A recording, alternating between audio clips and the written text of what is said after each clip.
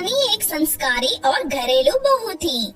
वो अपने ससुराल वालों का बहुत अच्छी तरह से ध्यान रखती थी।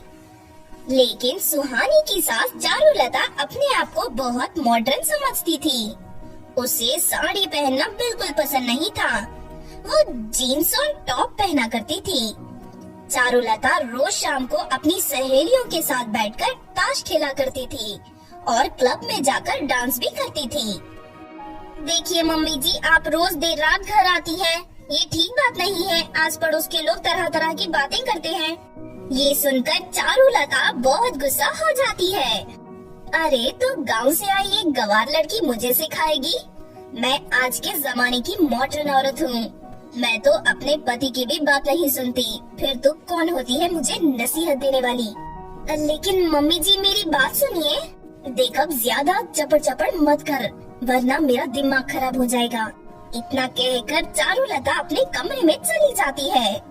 इस तरह जब भी सुहानी चारुलता को समझाने की कोशिश करती थी, तो चारुलता उल्टा जवाब देकर उसे चुप करा देती थी।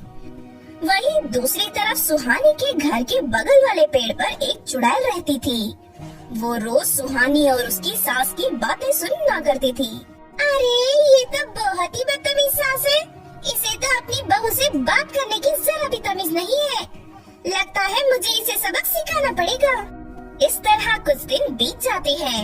फिर एक दिन अचानक सुहानी की तबीयत खराब हो जाती है। मम्मी जी आज मेरी तबीयत बहुत खराब है, इसीलिए आज घर के सारे काम आप कर दीजिए। सुहानी की बात सुनकर चारुलता का चेहरा गुस्से से लाल हो जाता है। अरे कलमोही, तेरा दिमाग खराब हो गया है क्या? आज तक मैंने एक गिलास पानी भी अपने हाथ से नहीं उठा कर पिया। तू मुझसे घर में झाड़ू पोछा लगवाना चाहती है? सुन, मैं किटी पार्टी में जा रही हूँ। शाम तक घर के सारे काम खत्म हो जाने चाहिए।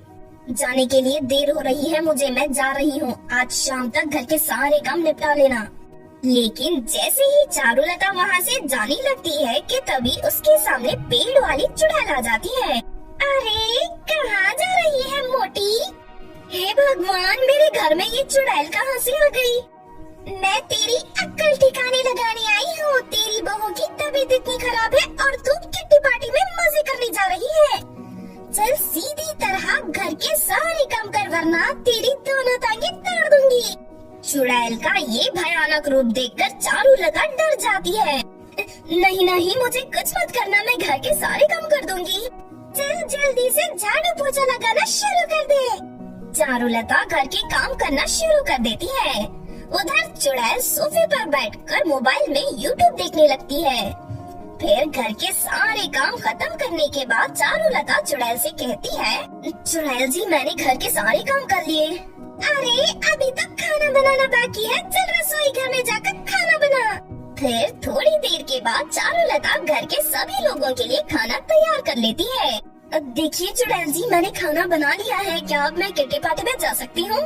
चुड़ैल चारुलता की चोटी पकड़कर खींचते हुए कहती है, अगर आज के बाद तुम किसी भी किटी पार्टी में गई या फिर अपने उन बेकार की सहेलियों के साथ दिखाई दी, तो मैं तेरी हड्डी पसली एक कर दूंगी। नहीं नहीं चुड़ैल जी, मुझे पेड़ से मत लटकाना। मैं आज के बाद कभी किटी पार्टी में नहीं जाऊंगी। अगर आज के बाद तूने अपनी बहू को परेशान किया तो मैं तुझे नहीं छोड़ूंगी, याद रखना।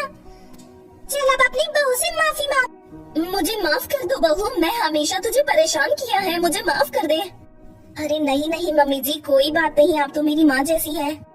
अगले दिन से चारुलता चुड़ैल के डर से पूरी तरह सुधर जाती है और घर के सारे काम करना शुरू कर देती है और साथ ही अपनी सारी बुरी आदतें छोड़कर अपनी बहू के साथ हंसी खुशी रहने लगती है।